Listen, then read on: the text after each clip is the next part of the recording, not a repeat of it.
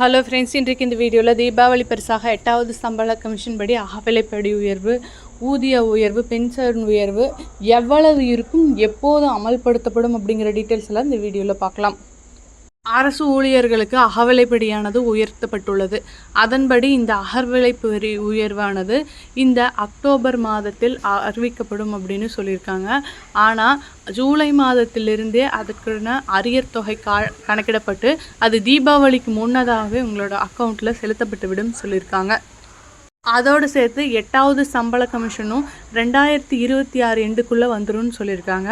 ஆனாலும் சம்பளத்தொகை 2026ஆம் ஆண்டிலிருந்தே கணக்கிடப்படும் அப்படின்னு சொல்லியிருக்காங்க. இந்த முறை ஃபிட்மெண்ட் ஃபேக்டரானது 1.92 இருக்கும் அப்படின்னு கணக்கிடப்பட்டுள்ளது.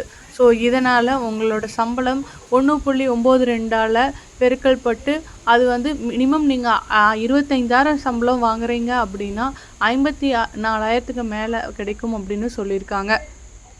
கிட்டத்தட்ட சம்பளமானது 2 மடங்கு உயரப்போகிறது. இதற்கான அறிவிப்பு மிக விரைவிலேயே வெளியாகலாம் அப்படின்னு சொல்லியிருக்காங்க.